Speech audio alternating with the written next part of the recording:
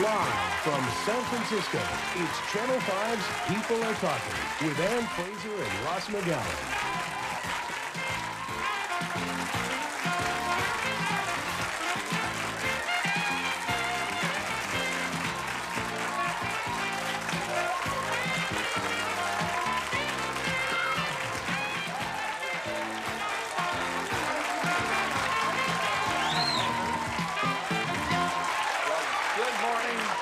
Welcome to People Are Talking. And happy Martin Luther King birthday.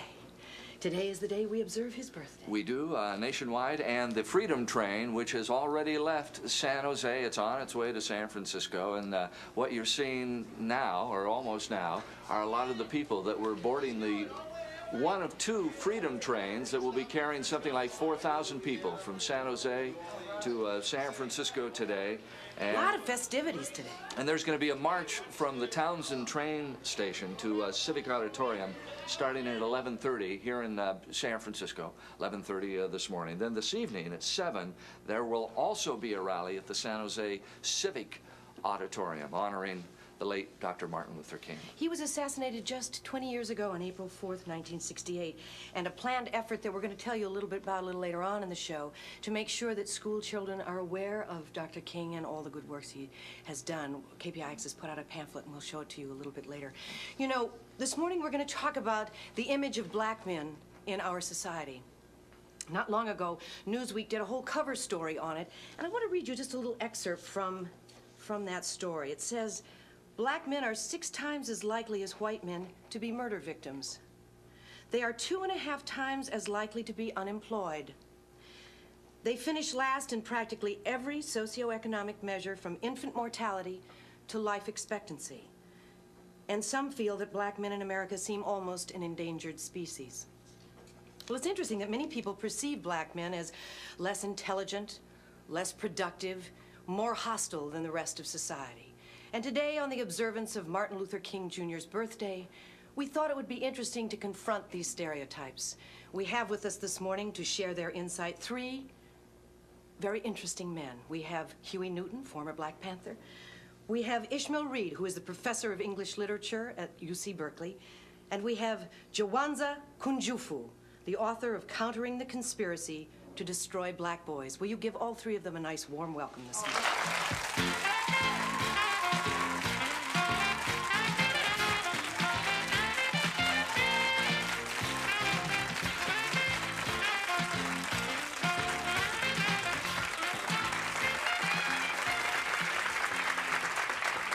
Gentlemen, thank you for coming to visit us this morning on People Are Talking. We are going to definitely get into the image of black men in America, but are the 3 of you still reeling on the comments of Jimmy the Greek last Friday? Well, I'm not reeling. I thought the comments were pretty accurate. I think that blacks are a superior gene line. Based upon reproductive survival success, you have to reproduce in order to survive. And blacks have been put under 400 years of slavery, given the worst food, the worst medical care, the worst housing. So that would select out the weaker gene lines. And that's why we would be out of proportionally represented in just about every area we're given an opportunity. Are you glad? You sound like you're glad he made these comments here. Now, if whites would like to be superior, they would allow blacks to enslave them for 400 years, and their weaker gene lines would die out. So I think that Jimmy the Greek is unfairly treated by the station that fired him. And I think the other group that probably would have a superior gene line based upon reproductive survival success are Jewish people who've been driven and murdered for years. And I would like to emphasize it has nothing to do in particular with race. It has to do with selecting out a weak gene line or weak family names. Weak not in an absolute sense, but just that the people cannot stand the oppression. Ishmael, how do you feel? Well, hold on, I like to go another way. And that's that there were 1 million black boys last year that wanted to play in the NBA. Of that million, only 400,000 will even make it to play high school ball. Of that 400,000, only 4,000 will be able to make it to play college ball. Of that 4,000, only 35 will make it to the NBA. Of that 35, only 7 start. And the average life in the NBA is 4 years. So the real problem is we have 1 million brothers looking for 7 full-time jobs the last 4 years. And yet last year we had 100,000 jobs available to be a computer programmer, engineer, or doctor, and only 1,000 brothers qualified. So our appeal to black males is to realize the odds. That you do most will be that you do best. I mean, we were the first doctor, not Hippocrates, Imhotep. So we have the ability either in math or science or music and sports. But that you do most will be that you do best. If you play basketball from 3 o'clock to 9 o'clock, you'll be a very good basketball player. If you went home and went to the library, you'd be a very good scholar. We need more black male role models that will encourage our youth in math and science. Ishmael, how are you reacting to the... Yeah, I was offended by the remarks, but... you were what? Offended? I was offended by the remarks, but I hear those kind of remarks all day, every day. And I think that... so he said what you think a lot of folks are thinking anyhow, but they're not saying it. Before I came over here, I was tuned into another channel, fortunately. That's okay, Ishmael. And I think the interviewer was trying to congratulate Arthur Mitchell of the Harlem dance group. And he tried to congratulate him by saying that, well, these people are not into superfly bebop. They're into things that are more, forms that are more elegant and sophisticated. I can't think of any music form that's more sophisticated and elegant than bebop. So I took that as a slur against Afro-American music. So I think what happens is that we run the risk of singling out people like Nick the Greek and Al Campanese, is that the way you pronounce his name? Yeah, who have working class styles, and we let these elitists, people in culture and education, get away. Do you understand what I mean? So it seems to be a double standard. People who have a working class background, like those two guys, get blasted. But people in the industry I work in the university and culture, get away. They make remarks like that all the time. So in other words, it's kind of a good thing that it came out. It kind of hit people in the face, made them realize that they have this deep programming that's gone on. Yeah, but see, the programming continues. I mean, you know. I can't see why any people would be insulted by someone saying they're superior. As I read the article... Yeah, but the Reverend Jesse Jackson, Huey, has said he should have been fired by CBS. Dr. Harry Edwards...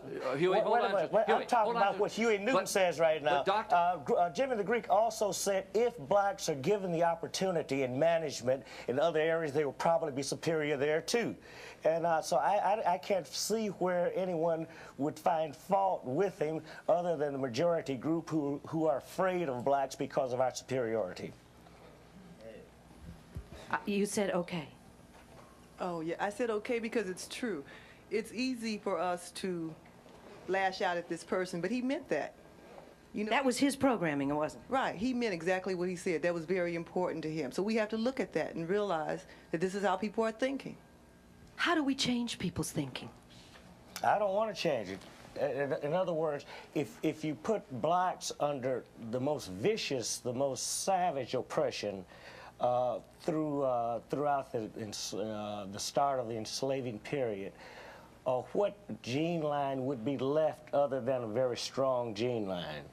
I think it's ridiculous to think that, in a biological sense, that weak gene lines would not be wiped out after giving the worst food, the worst medical care, and so forth. I think what people really want to do is read into Jimmy the Greek's statement to say that, well, blacks are only good at athletics, and blacks can't be good at quarterbacks or at management. But he did not say that. I think you're programmed to read into it black inferiority, because that's what you're used to seeing. And I don't know what his intentions were even. So how do we reprogram that so we don't think that blacks are inferior? Well, you just have to stop being racist by first encountering your racism and seeing first that maybe you should be a little afraid of a people that you've attempted to commit genocide against. Not only then, but now. Jawanza, is it the fault of the media? Well, there's no question that there's a direct relationship between images and self-esteem. I mean, it goes all the way back to Tarzan, to Superman, to Rambo, to Batman, to even painting the image of Jesus Christ as white. I mean, you can't separate racism from anything. So it's not unlikely then that you have Pope Julius commissioning Michelangelo in 1505 to paint Jesus Christ white. Images control self-esteem. Abraham Lincoln found out very early when you have 300 slaves on a plantation and one master, it takes a lot of work. Why don't you let them go? But don't teach them who they are. Control their history. Control their images. Then you won't have to watch them. Whoever controls the mind will also control the body. Let's talk about the image of the black man in America when we return. Stay tuned.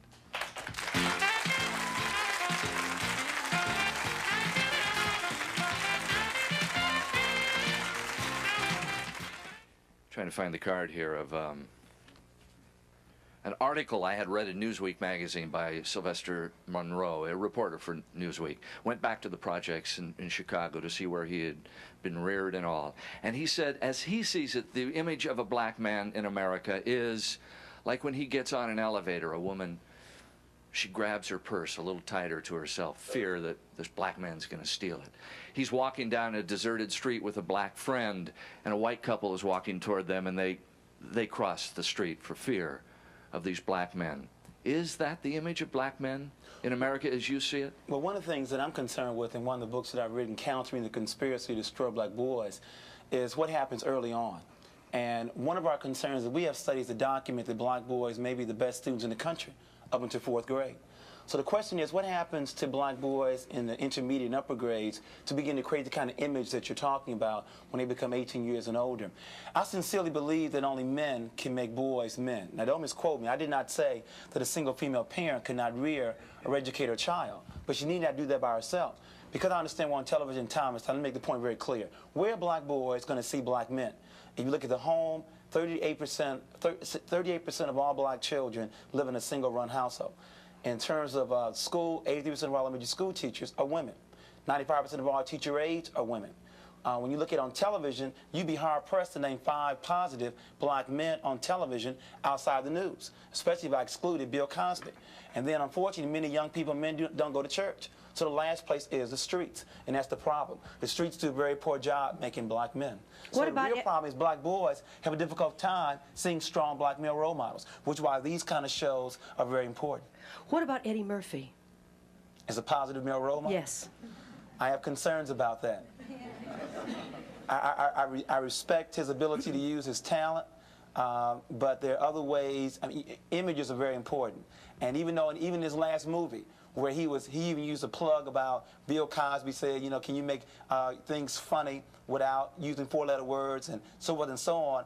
It's as if Eddie Murphy said he understood it, but he went right back to using 4-letter words throughout his entire show. So we have to clean that up. How about any of the black men in the audience this morning? Have you ever had experiences where when you take off the coat and tie, you're treated differently? Yes. Carlton? Howard? I'm sorry, Emmett. Definitely. I'm involved in politics, and as I'm dressed now, I'm treated a lot different than when I had my tie on. How are you treated differently? Well, take for instance, if you're walking down the street, and I grew up in a white environment most of my life.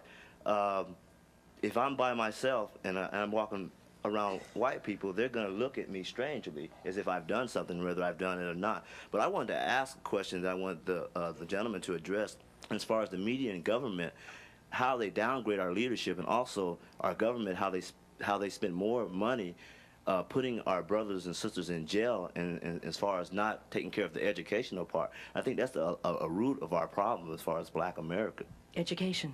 I'd like to reinforce that America spends $2,300 on Head Start. To reinforce your point, they spend $20,000 to $38,000 on prison. So I believe we need to raise the right questions. How long do you stay in Head Start? Year? 2 years at the most? How long do you stay in prison? The rest of your life? Question number 1. Question number 2, which one works? A longitudinal study documents that Head Start works. But in terms of prison, 85% of inmates to get released go right back in. So as Jesse Jackson says, we have 2 choices, middle-class white America. You can either send me to Penn State or the state pen. Carlton. I don't expect institutions in America to project positive black male images. Black male images are created through revolution, through fighting to change the kind of oppressive conditions that have existed here and that exist. And the positive images that we all can be very proud of are movers such as Dr. Martin Luther King, and historically Nathan Private Turner, Denmark Vesey. What about the Black Panthers, Huey? The Black Panther Party, notwithstanding. Wasn't that a great boost to the black men in this country? Well, we think so. And of course, we were wiped out systematically. There were about 1 million pages of information compiled upon me alone. I don't know how many millions of illegal I don't know how many illegal break-ins, but I know I suffered at least 20 or 30 illegal break-ins. There were FBI documents that falsified bank records sent around, and the bank records were then sent around to our supporters. There were character assassinations. Everything. You scared people, Huey. The Black Panthers scared people. Anytime the black man attempts to change the slave image, he will scare white people. So the Black Panther Party, I thank you. When you said that we scared people, that means that we were creating a positive black image for ourselves. Carlton, you were an original Panther also, correct? I was one of the original members of Huey's defense team when he was first charged with the murder of Officer Fry and the assault on Officer Haynes. I have many comments to make, and I'm not going to be able to make them all. But I would like to make them in order of importance. We are celebrating Martin Luther King's birthday today. I think that we should be, at some point, considering making Huey P. Newton's birthday a national holiday. When I first came to the Bay Area from Chicago, I was appalled at the way the police were oppressing black people in the ghetto. And the only man who had the guts to stand up was Huey P. Newton, along with his associate Bobby Seale. I was very proud of his actions. I thought that Martin Luther King taught us how to pray and how to arouse the conscience of our oppressor. And I thought that Huey P. Newton taught us how to stand up to our oppressor. And for that, I think he should be accorded a national holiday. Okay, thank you, Carlton. Yes. You did a nice job with that. Thank you. Ravada. Hi, I grew up in San Francisco in the Hunters Point Naval Projects, and I could remember being about 6 or 7, and we had an area for the Black Panthers up in Hunters Point, and I felt so protected that they were there. I felt that I could go outside, and everything was beauty. The black people were together in Hunters Point, and when we had that big riot on 3rd Street, everybody began stealing from each other. Not at that point, but it's just like we lost our togetherness. We lost it. Now that you look back over the entire Black Panther movement, are you buoyed by it? I mean, was it a real positive experience? You think it worked? I think that we accomplished some of the goals that we set out for. Of course, that blacks are not free in the United States to this very day, so we have not accomplished freedom. But I hope that we laid down a history that we contributed to the continuing struggle for freedom. Let's take a commercial break. We'll be back.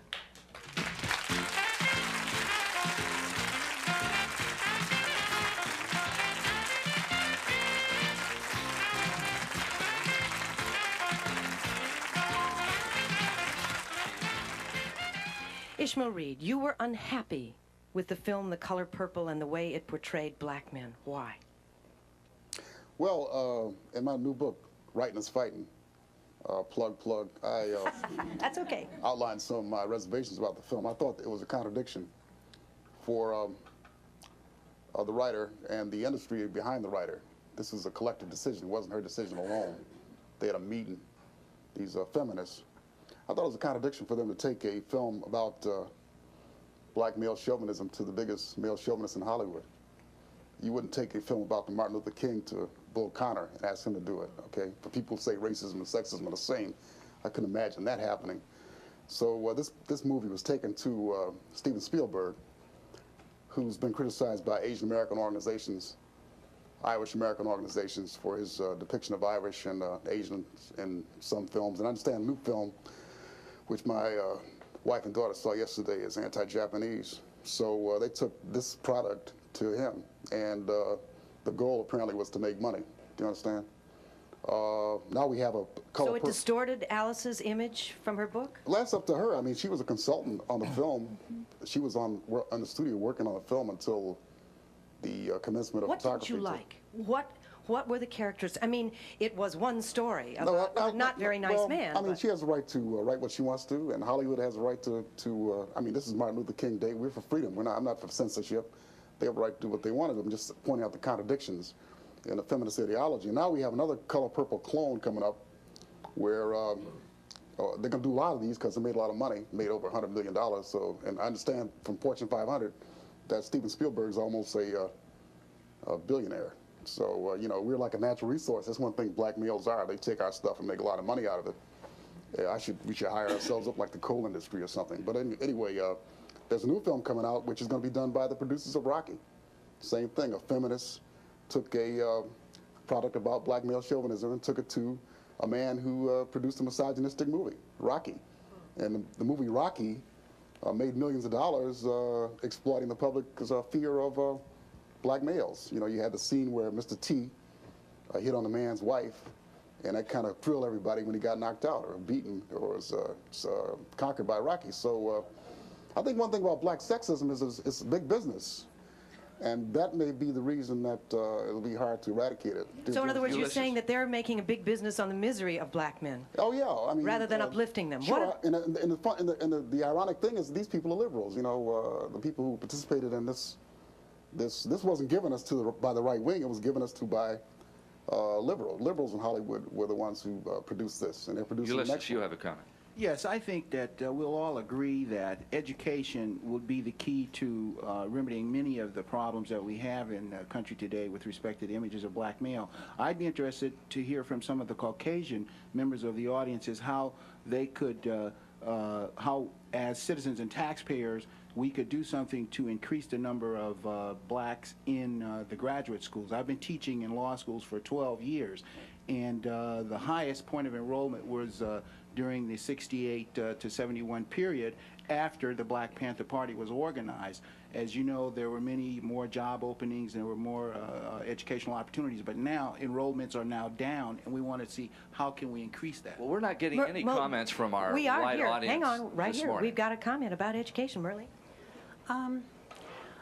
I feel like you're right, and I feel like it's a very lacking part of our society that we don't address the needs of the black student.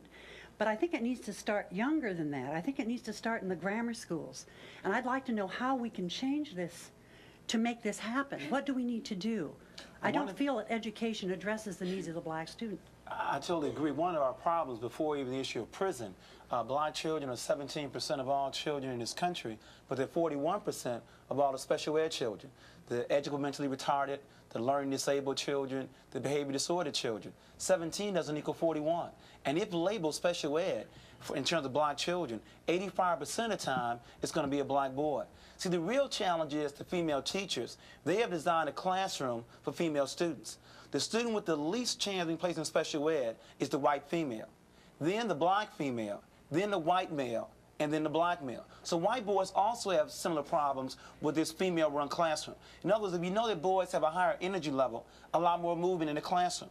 If you know that boys are more advanced gross motor, then allow more gross motor activities. If you understand that boys have a higher ego or some other kinds of issues, we need to allow for that more in our classroom. And many times we aren't doing that. And we need to pay teachers so that black men and white men would like to become educators at early grades. Vera. Correct. Correct. Well, I was an affirmative action officer at a major company for 4 years, and while I was there, one of the programs that we started was having some of our black engineers and other female engineers and different representatives of minorities go into the high schools with us and make presentations about the fields that they were in and what it would take to do that as far as an engineer or a technician, etc. I think that was a real start. And I had some mixed feelings about it. I never liked it to look staged, but it was, I think, real effective in getting the students to think about it. And my only other comment would be to have that same program in elementary schools. The Role Model Mentor Program is a very good program, and we need to have more of that. How do you feel about, is it Joseph Clark? I'm not sure I have his name right. I hope so. The principal who is Joseph Clark. Joseph Clark, who's hot, who's trying to make the schools work, who's saying if you don't put your nose to the grindstone, you're out, and he's running into all kinds of trouble. He brought me into his school to speak, and my concern about Joe Clark is that anytime you have a school where there's a high disciplinary problem, high drug problem, you can't teach when schools are not safe. He was a major contribution in making the school safe. But good principals are also strong instructional leaders. Joe Clark is not a very strong instructional leader. He made the school safe.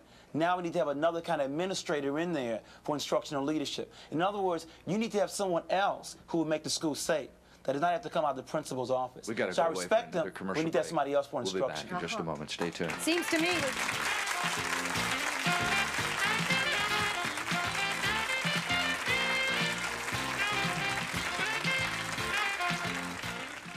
Talking about the image of black men in America, and mostly we've heard black people talking about and somewhat how they perceive themselves.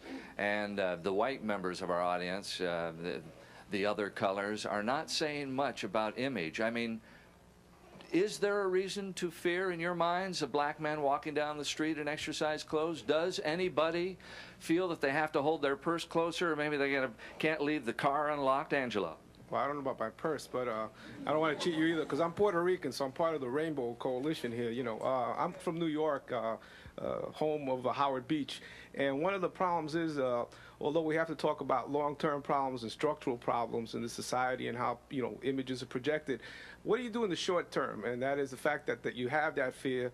You have, you know, people that can say, you know, more blacks and Puerto Ricans and Latinos are in prison than, you know, white people are, you know, proportionately, that there's more crime in, you know, black areas. And you have this image, you know, that is based on some realities in the sense of the immediate thing that doesn't deal with the long-term thing. How do you deal in the short term with those kinds of issues? How do you address that in terms of, you know, so if you see a black man on the street and he's not in coat and tie, maybe even if he is, you have some fear? Well, I think people have fear. People have fear of me, you know, as a Puerto Rican also. So there's a lot of fear around. But again, the question is, how do you, like in New York City, the city is very, very polarized now, for example. How do you deal with those things, as I said, in the short run? Well, I think we can answer that question very quickly by simply asking ourselves, why were black people brought to this country? We were brought here to work. Does that reason exist today? America has a problem. What do they do with the people they no longer need? But remember, how you phrase the question determines the answer. The Negro question is, what are they going to do for us? The African question is, what are we going to do for ourselves? In other words, and very quickly, what I'm trying to get at is that there are good-intentioned parents to tell their children to get a good education, to get a good job. I don't lie to my two sons, 15 and 10. I tell them to get a good education, to be like their father, to be the boss, to run their own corporations. In America, you can have a BA, MA, and I have a PhD, and you can still be out of work. In other words, well-trained but poorly educated. So programs like Minister Farrakhan's self-help programs, see, it's a contradiction for America to condemn a Louis Farrakhan, to condemn the Black Panthers who are reinforcing self-help kind of activities. The need to create income and jobs in the black community. We earn $208 billion, but we spend 93% of our money somewhere else. Where you spend your money is where you spend your job. Carl. I wanted to make the point in concurrence with what the gentleman just said, and that is that education, frankly, is overrated in terms of what it will do for blacks in America. It's merely a tool, and the bottom line are the economics involved. As Louis Farrakhan pointed out, why can't we at least make our own toilet paper, our own soap, and our own toothpaste, and not be dependent upon the dominant culture for our basic needs? It was also pointed out to me that I should respond to how it made me feel, for example, when I was stopped by an Albany police officer walking along the street at 4 o'clock in the morning in my jog suit and tennis shoes going home because he didn't know me. First thing he did, he approached me and asked me for my ID. Well, I don't carry ID in my jog suit. When I gave him my name, I gave him my nom de plume because I'm a poet, and my nom de plume is Alan Philip Decadro. When he couldn't come up with anything on the computer, he was very incensed. Now, he got angry at me simply because he couldn't find anything on the computer, which should have indicated that I wasn't in any trouble or hadn't been in any trouble. But the fact of the matter is I was very incensed about this incident, and I think that the fact that a black man not in a shirt and tie is oppressed more than other people is one of the indicia of racism in this country. Okay, we'll be back in a moment.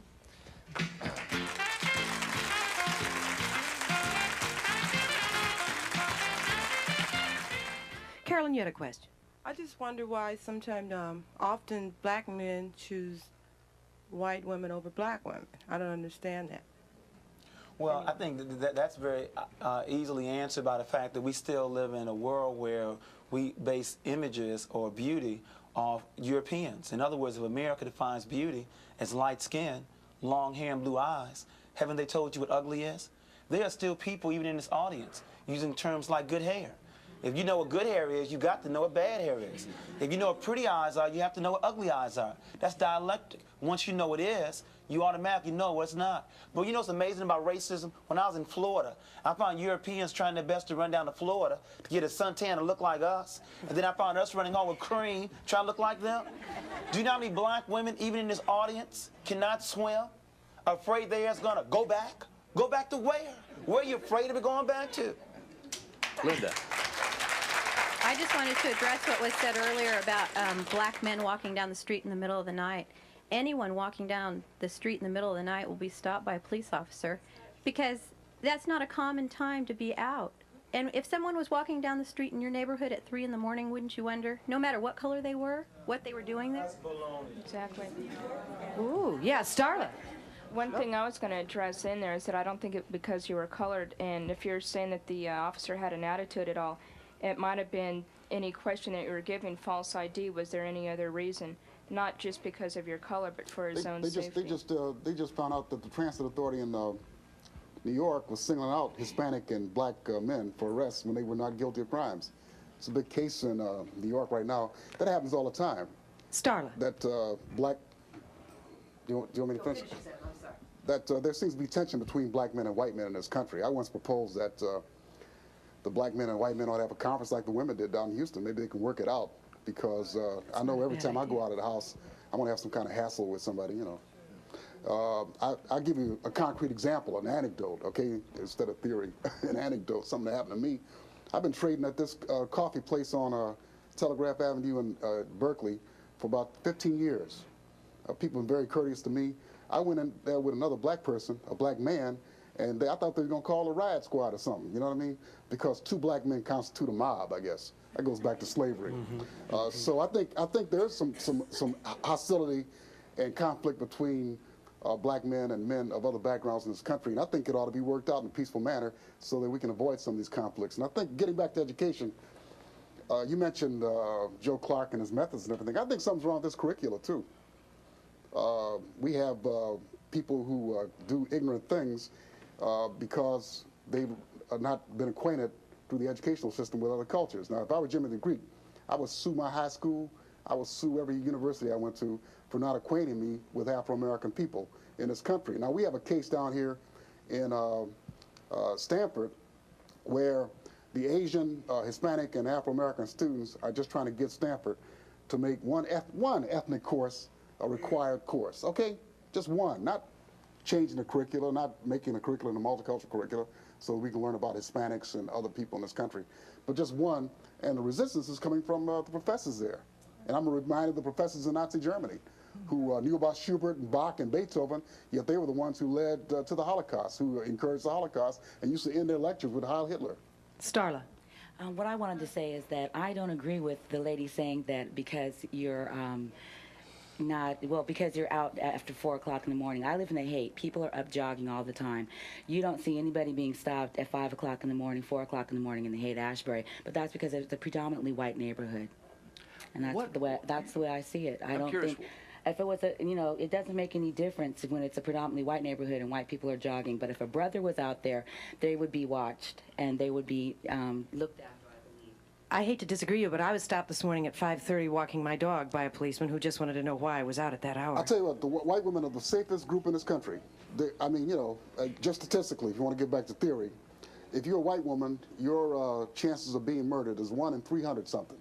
If you're a white man, it's a 1 in 200 something. If you're a black woman, it's 1 in 181.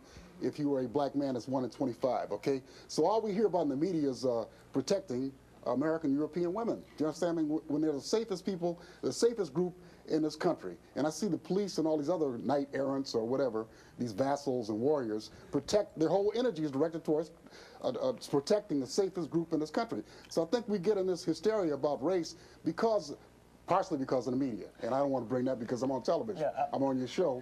But I think that's okay. the media, you can say that. This thing is to get some things said, and I don't know what we're getting said. People get 95% of their information from television nowadays, okay? Brian Gumbel said this is the most important way of informing people and educating people in the country. And I think the media has become more responsible. Every time I look at that 6 o'clock news, I cringe. I say, oh, Lord, what do we do now?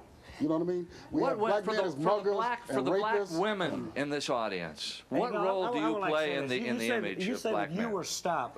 You know what? We're not. Of course, we weren't talking about white people are never arrested, white people are never stopped going down. See, that's an absolute statement. You have white people in jail. We mean as the statistical average that blacks are more often stopped according to our number that we represent in society, which is only about 11%. Right. You know what? I don't think anybody's going to disagree with way I agree to with look you at completely. things and say, well, How it do we happened to me one change time. Let me give you an example. I mean, all we're giving The way you statistics, change it it's is the through same old revolution. talk. The This is way a you bunch change it is changing the entire institutionalized racism. Okay, we're not going to change the whole system this morning. Give us some ideas what we can do this to morning help. we're not going to do anything but procrastinate. But what I'm trying to say is we have to start movements like the civil rights movement, continue it like the Black Panther Party, continue it like the Republic of New Africa, continue movements like the Nation of Islam, because it needs all of those groups, all of those movements just to start to make a dent in the kind of twisted mentality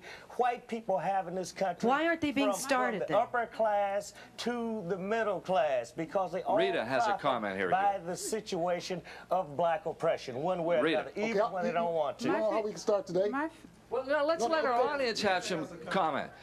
Well, you have more time than I have, and you just in the audience. You have more time. Why don't you come up? You have more time than I have, and you just in the audience.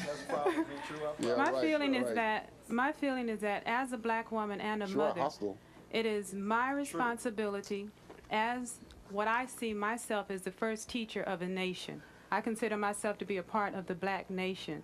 And my responsibility as a mother is to teach my son the reality and the truth of the world as it exists. Not only my son, but any child that comes into my environment. If I see a kid walking down the street and it's raining and he's got his coat on his shoulder, sweetheart, put your coat on your back. Okay, if I see a child disrespecting an adult, he doesn't have to be my child, but I will correct him. And that is our responsibility as black women and women as a whole. We are the first teachers of our children who become our nation.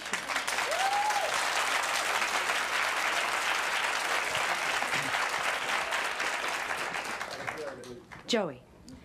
There are white men in the audience, and there are black men in the audience, and we haven't heard anything from the white men. How do you guys feel about the black man? Ross, how do you feel about it?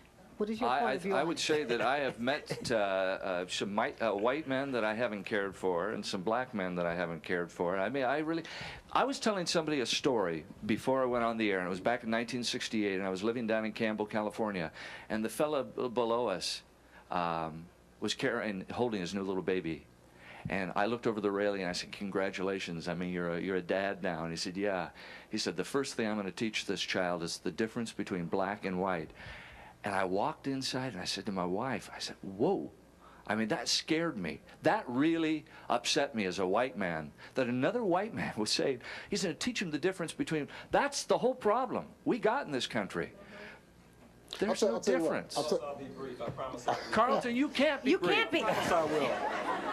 No, I wanted to make the comment that Ann mentioned she was stopped at 5 a.m. I agree with the brother who said the police officer was trying to protect her, probably. I didn't finish my story. The police officer who stopped me, when he couldn't get a readout on the computer, told me that I was going to stand there until something came up or I gave him a different name. I explained to him that my nom de plume had been in existence for over 20 years. I turned my back on him and walked away as he pulled his revolver. And his brother officer said to him, "Don't shoot him, it's not worth it." And I did not turn around, so it could have gone either way. He wasn't trying to protect me, but he was trying to protect Ann. I think enlightened white males like yourself should go back and try to educate some of the other guys. Okay, no, let me finish, because you know, I'm not singling you out as being part of the problem. Your ancestors are probably in Europe paying as much dues as some of the slaves. That's possible, okay, because there were white ethnics who came here as slaves, as indentured servants, and who were restricted in their activity just as blacks were. But I think that when you look at the problems in this country, the institutions, for example, it's just coincidentally maybe white men in charge of those institutions. White men are less likely to give jobs to minorities and women, okay? White men are the ones who are committing incest, okay? That's one thing I objected to The Color Purple, was they had these black men doing all these kinds of things when the incidence is very low in the Afro-American community of black men committing incest. If you want to talk about rapists, you have to talk about white males again, you know? So white men need to be educated, and white men like you ought to go back and try to educate them. Thank you, Ishmael. We'll be back after this.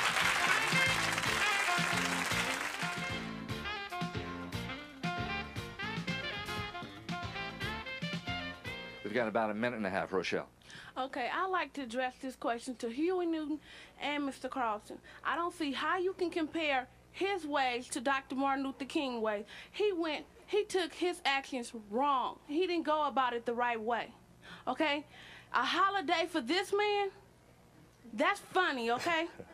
Because he's wrong about his ways. May I respond? All right, we got 45 seconds. Okay, my name is Carlton. Carlton, we know. All right. First of all, Dr. King was a very great man, and his greatness was rooted in prayer. And Huey Newton was a great man. His greatness was rooted in what Dr. King was praying for, manhood. Okay, Stacy. Well, I see some black men is it's their attitude. Like, you have the Black Panthers, and you're in your group, and you feel strong, but then you're like separating yourself still. And then we're going to get a group, and then you're going to get another group, and that's what separates us. We don't have to separate ourselves when we're already separated. Let me say this about Dr. Martin Luther King. Dr. Martin Luther King was put out of the NAACP because he was too radical. And before that, Dr. W.E.B. Du Bois, who started the NAACP, was put out because he was a communist. And he later then went back to Africa and died in Ghana. I think that I respect Dr. Martin Luther King in all of the areas. The NAACP, for instance, is a legal area. The Southern Leadership Council was an action area.